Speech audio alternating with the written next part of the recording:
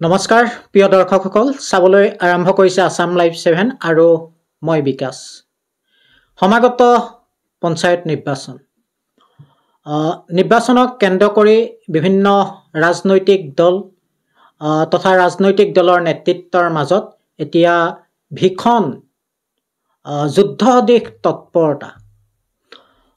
প্ৰশ্ন হয় যে এইবাৰ যিসকল প্ৰাৰ্থী আহিব এই প্ৰাৰ্থীসকলৰ জৰিয়তে জনসাধাৰণৰ আশা আকাংক্ষা পূৰণ হ'বনে?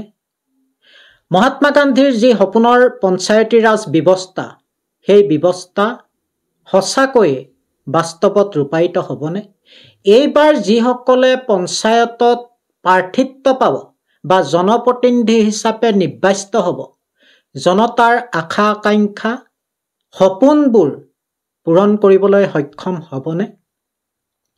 প্ৰিয় দৰ্শকসকল, এইকেইটা দিনত আমি আমাৰ চাক্ষুষ অভিজ্ঞতাৰে বা বিভিন্ন পঞ্চায়ত বা বিভিন্নজন ব্যক্তি বা সম্ভাৱনাময় প্ৰাৰ্থীৰ লগত যোগাযোগ কৰি যিটো অনুভৱ কৰিছোঁ সেই অনুভৱেৰে আপোনালোকক কওঁ। আমি সকলোকে কোৱা নাই, প্ৰথমতেই কৈছোঁ সকলোকে নহয়, একাংশ যি অভিজ্ঞতা আমি অৰ্জন কৰিছোঁ তাৰ পৰা এটাই কওঁ যে পঞ্চায়তৰ ৰাইজে এইবাৰ কিছুমান নমুনা চাবলৈ, প্ৰাৰ্থীৰ ওপৰ কিছুমান নমুনা চাবলৈ আপোনালোক প্ৰস্তুত হওক। মই কি ক'ব বিচাৰিছোঁ আপোনালোকে নিশ্চয়কৈ অনুভৱ কৰিব পাৰিছে। প্ৰিয় দৰ্শকসকল, কাষৰ ঘৰৰ পৰিয়ালটোৰ পদূলিতে কুকুৰে বগৰাই বগৰাই কামুৰি চিকিৎসাধীন হোৱা ল'ৰাটোক খবৰ ল'বলৈ আহৰি নোপোৱা, ভয়াৱহ বেমাৰত চিকিৎসা কৰি অদৃশ্যজনৰ কৃপাত ঘূৰি অহাৰ পিছতো, সুস্বাস্থ্যৰে ঘূৰি অহাৰ পিছতো খবৰ ল'বলৈ আহৰি নোপোৱা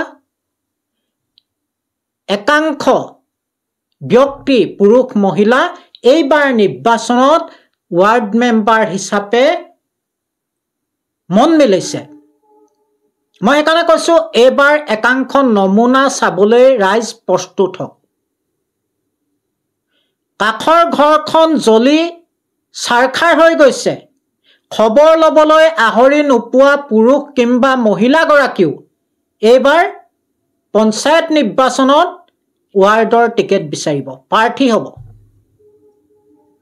আমি দুই প্ৰকাৰে কথাখিনি আলোচনা কৰিম, বিশ্লেষণ কৰিম। কেনে মনোভাৱাপন্ন ব্যক্তি হ'লে এনেধৰণৰ মানুহ এই পঞ্চায়ত নিৰ্বাচনত প্ৰতিদ্বন্দ্বিতা কৰিবলৈ আগবাঢ়ি আহে? এক প্ৰকাৰৰ ঠিকাদাৰী মানসিকতাৰে পুষ্ট ব্যক্তিসকলেহে এনেধৰণে ৰাজনীতিলৈ আহিব পাৰে। মই পুনৰ কৈছোঁ, সকলোকে কোৱা নাই। যিসকলে কাষৰ ঘৰৰ পৰিয়ালটো দুদিনৰ সময়ত খবৰ ল'বলৈ আহৰি নাই সেইজনেও কিন্তু এইবাৰ জনসেৱা কৰিবলৈ মন মেলিছে। নিজৰ ৱাৰ্ডটোৰ জনসাধাৰণৰ সমস্যাক লৈ তেওঁলোকে যথেষ্ট দায়বদ্ধ হৈ পৰা পৰিলক্ষিত হৈছে। ৱাৰ্ডৰ সমস্যা, জনতাৰ সমস্যা যেন তেওঁলোকে সম্পূৰ্ণ নিৰ্মূল কৰিবলৈ শপত লৈছে, তেনেকুৱা এযোৰ পোছাক পিন্ধি যেন তেওঁলোকে এইবাৰ নাট্য ৰূপায়ণ কৰিব আৰু এই নাট্য ৰূপায়ণতে জনতায়ো যেন সন্তুষ্ট হ'ব পূৰ্বৰ দৰে। আমি অনুভৱ কৰিছোঁ এনে মানসিকতাৰ এইসকল ব্যক্তি ঠিকাদাৰী মানসিকতাৰ বাদে আন একো হ'ব নোৱাৰে। আৰু এইসকলক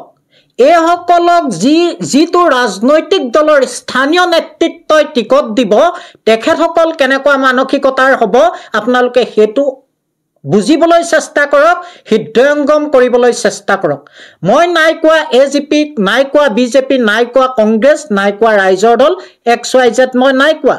কিন্তু তেনে ব্যক্তি যি সমাজৰ স্বাৰ্থত কোনো দিনেই দায়বদ্ধ নহয়, যি পদূলিলৈ ওলাই আহি 2-4জনৰ লগত কথা পাতি পোৱা নাই, তেনে ব্যক্তি যদি এইবাৰ ৱাৰ্ড মেম্বাৰ হিচাপে প্ৰাৰ্থিত্ব প্ৰদান কৰে সেইসকলৰ পৰা সমাজৰ জনজীৱনৰ কিবা পৰিৱৰ্তন আশা কৰিব পাৰেনে?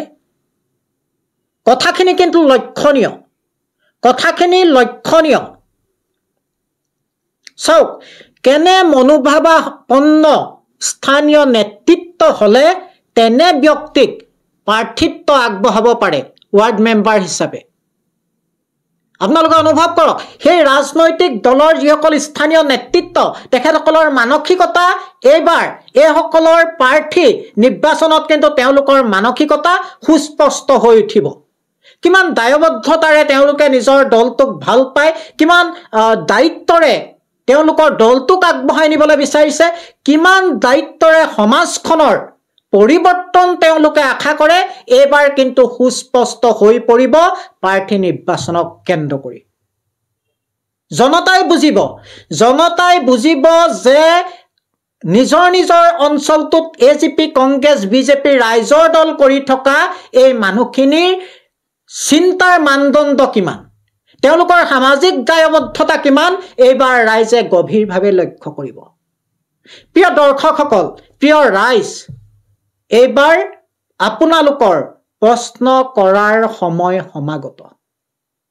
আমি প্ৰতিটো চিন্তা, প্ৰতিটো কথা, প্ৰতিটো খোজ কিন্তু দিওঁতে এবাৰ আমি ন পুৰুষৰ কথা চিন্তা কৰাৰ প্ৰয়োজনীয়তা আহি পৰিছে। বিভিন্ন আঁচনিৰ ওচৰত বান্ধ খাই যদি আমি এনেকুৱা কিছুমান প্ৰাৰ্থী নিৰ্বাচন কৰোঁ, জনপ্ৰতিনিধি হিচাপে নিৰ্বাচন কৰোঁ, তেনেহলে কিন্তু আপুনি মই হাতৰ কুঠাৰ ভৰিত মৰাৰ বাদে অন্য একোৱেই নাথাকিব। আপুনি আপোনাৰ মোৰ সন্তানৰ বাবে, ন পুৰুষৰ বাবে এনে চিন্তা কৰিলে আমি কি থৈ যাম, এবাৰ বুকুত হাত দি নিজক প্ৰশ্ন কৰাৰ সময় সমাগত। মই পুনৰ কওঁ, সকলো নহয়। এইবাৰ নিৰ্বাচনত আপোনালোকে একাংশ নমুনা দেখা পাব আৰু ইয়াতে সুস্পষ্ট হৈ পৰিব সেই প্ৰাৰ্থীসকলৰ মানসিকতা আৰু স্থানীয় ৰাজনৈতিক দলৰ নেতৃত্বৰ মানসিকতা কিমান ব্যক্তিকেন্দ্ৰিক হলে, স্বস্বাৰ্থক প্ৰাধান্য দিলে, সামাজিক স্বাৰ্থ বিসৰ্জন দিলে এনে মানসিকতাৰে প্ৰাৰ্থী নিৰ্বাচন কৰিব পাৰে আৰু তেনে মানসিকতাৰে জনসেৱা কৰাৰ ভাওনা দিব পাৰে, পোছাক পৰিধান কৰিব পাৰে, আপোনালোকে এইবাৰ স্বচক্ষে প্ৰত্যক্ষ কৰিব। সেয়েহে নিৰ্ভীকতাৰে, নিৰপেক্ষতাৰে সেইসকল প্ৰাৰ্থীক আমি প্ৰশ্ন কৰাৰ সময় সমাগত। অন্যথা এই ব্যৱস্থাটো যদি এনেদৰে গৈ থাকে, অদূৰ ভৱিষ্যতে অনাগত প্ৰতিদিন পলৰ বাবে আমি নিজেই এক অনাকাংক্ষিত পৰিৱেশ ৰচনা কৰা হ'ব। গতিকে ৰাইজ সজাগ হওক, সচেতন হওক, এইবোৰ প্ৰাৰ্থী যাতে জনপ্ৰতিনিধি হ'ব নোৱাৰে তাৰ বাবে ব্যৱস্থা সচেতন ভোটাৰ ৰাইজে কৰিব লাগিব। অন্যথা এইসকলৰ হাতত যদি আমি লেকাম এৰি দিওঁ, তেনেহলে নিশ্চিতভাৱে সমাজখন আশাপথভাৱে আগবাঢ়ি নাযাব। ন পুৰুষে এদিন যন্ত্ৰণা ভুগিব লাগিব, যিটো আপুনি মই জীৱিত কালত সহ্য কৰিব নোৱাৰো। ৰাইজ সজাগ হওক, সচেতন হওক, প্ৰশ্ন কৰক আৰু সচেতনতাৰে আপুনি আপোনাৰ ভোটটো পঞ্চায়ত নিৰ্বাচনত প্ৰদান কৰিবলৈ মানসিকভাৱে প্ৰস্তুত হওক।